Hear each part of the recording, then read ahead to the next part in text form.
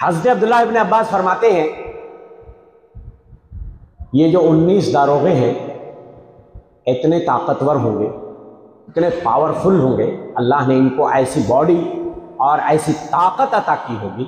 آدمی سوچ سکتا ہے تھوڑی دیر کے لیے کہ یار صرف 19 ہی تو ہیں، 19 کی تعداد تو بہت تھوڑی لگتی ہے نا، اتنی بڑی جہنم، ہاں اتنی ڈینجر جگہ، صرف 19 داروغے اس کے رکھوالے، کم لگتا ہے، تعداد کم لگتی ہے۔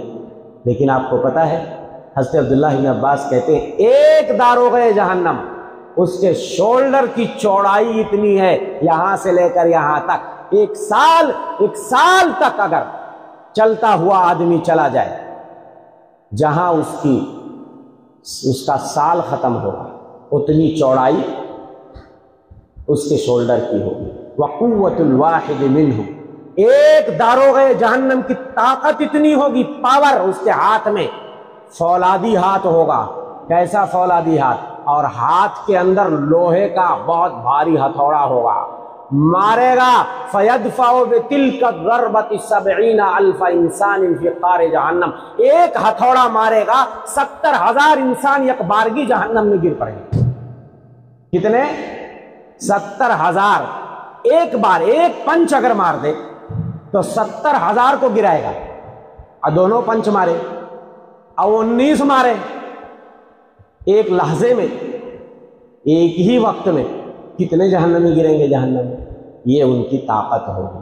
اچھا جب یہ آیت کریمہ اتری علیہا 19، علیہا 19، جہنم پہ کتنے داروغے ہیں؟ 19 ہیں۔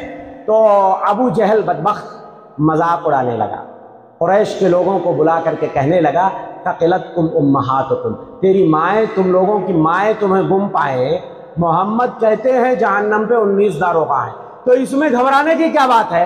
ارے قریش کے لوگوں، تمہاری اتنی بھاری تعداد ہے، تم اتنے بڑے بہادر ہو، طاقتور ہو، 10 لوگ مل کے ایک داروغہ کو تم لوگ نہیں بھگا سکتے، ایک کا مقابلہ نہیں کر سکتے، 10 لوگ ہو جانا، ایک کو گرا دینا، ہاں اتنی بھاری تمہاری تعداد ہے۔ مذاق اڑاتا تھا۔ اور جب تم سب 19 کو مار لینا، بھاگ جانا جہنم سے، بھاگ جانا جہنم سے، کوئی جہنم وہنم نہیں۔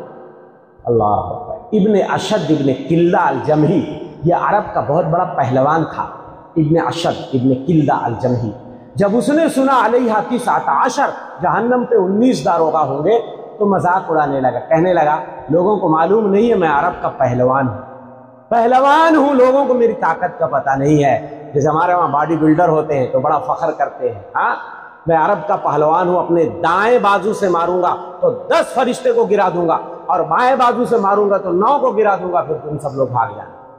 نعوذ باللہ من ذالک۔ میرے بھائیو، اس دن کوئی جائے پناہ نہیں ہوگی، کوئی بھاگنے کی جگہ نہیں ملے گی۔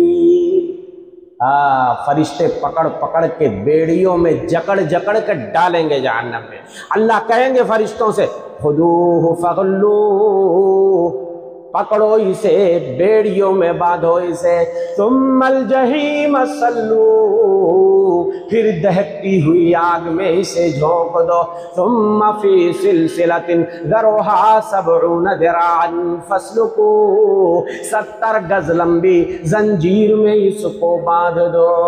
اسے کھلا نہیں پھینکیں گے، زنجیر میں۔ اچھا فاسلکوہ، ایک ہوتا ہے آپ نے کسی چیز سے اس کو ایسا لپیٹ دیا، باندھ دیا، ایسا نہیں باندھے جائیں گے جہنم میں۔ فاسلکوہ، سلکہ کا مطلب ہوتا ہے کہ یہاں سے کوئی چیز نکالی جائے گھسا کے، اور یہاں نکال دی جائے اور اس کے بعد باندھا جائے۔ جہنمیوں کے پاخانے کے راستے سے زنجیر گھسائیں گے اور منہ سے نکالیں گے، اور اس کے بعد پھر باندھیں گے 70 ہاتھ لمبی زنجیر میں، اور پھر ان کو جہنم میں۔ آپ سوچئے کہ جہنم کتنی خطرناک چیز ہے۔